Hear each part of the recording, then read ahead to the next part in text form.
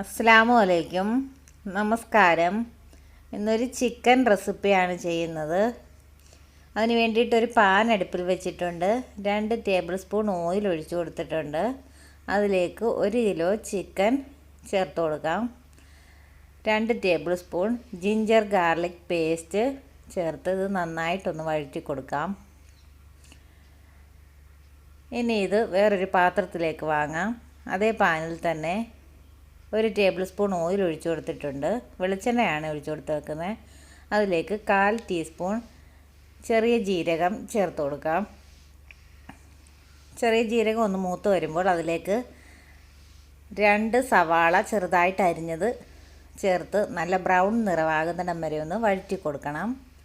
സവാള പെട്ടെന്ന് വാടാനായിട്ട് അതിലേക്ക് പാകത്തിന് ഉപ്പ് ചേർത്ത് കൊടുക്കാം. ഇനി 3 തക്കാളി അരിഞ്ഞതാണ് ചേർത്ത് കൊടുക്കുന്നത്. അതിലേക്ക് 1 ഡ്രോപ്പ് ഫുഡ് കളറും കൂടി ചേർത്ത് കൊടുക്കുന്നുണ്ട്, റെഡ് ഫുഡ് കളറ്. ഇനി ഇത് നന്നായിട്ടൊന്ന് വഴറ്റി കൊടുക്കാം. തക്കാളി നന്നായിട്ട് വഴഞ്ഞ് വന്നിട്ടുണ്ട്. ഇനി അതിലേക്ക് 1/4 ടീസ്പൂൺ മഞ്ഞൾപ്പൊടി, 1 ടീസ്പൂൺ മല്ലിപ്പൊടി, 2 ടീസ്പൂൺ മുളക് പൊടി ഇത് ചേർത്ത് നല്ലതായിട്ടൊന്ന് വഴറ്റിയെടുക്കാം. അതിൻ്റെ പച്ച മണം മാറുന്നിടം വരെ ഒന്ന് വഴറ്റിയെടുക്കാം. ഇനി ഇതിലേക്ക് ചിക്കൻ ചേർത്ത് കൊടുക്കാം.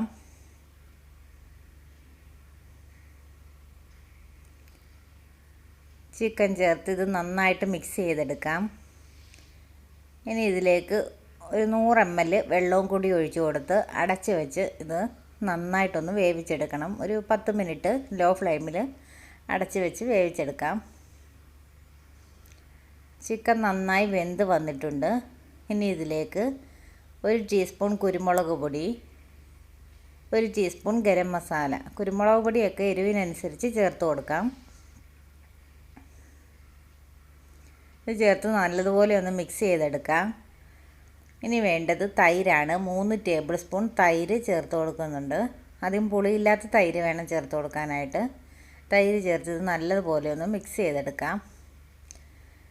ഇനി ഒരു 4 പച്ചമുളക് അരിഞ്ഞത് ചേർത്ത് കൊടുക്കുന്നുണ്ട്.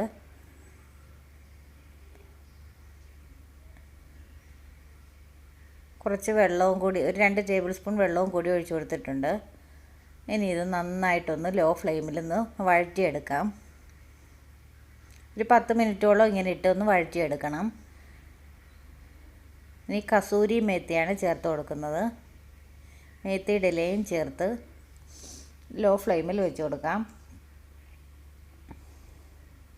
ഇനി ഇത് വാങ്ങാനാകുമ്പോഴത്തേന് ഇഞ്ചി നീളത്തിലരിഞ്ഞതും മല്ലിയിലയും അരിഞ്ഞതും കൂടി ചേർത്ത് ലോ ഫ്ലെയിമിൽ ഒരു 10 മിനിറ്റും കൂടി വെച്ചിട്ട് ഇത് സർവ് ചെയ്യാവുന്നതാണ്.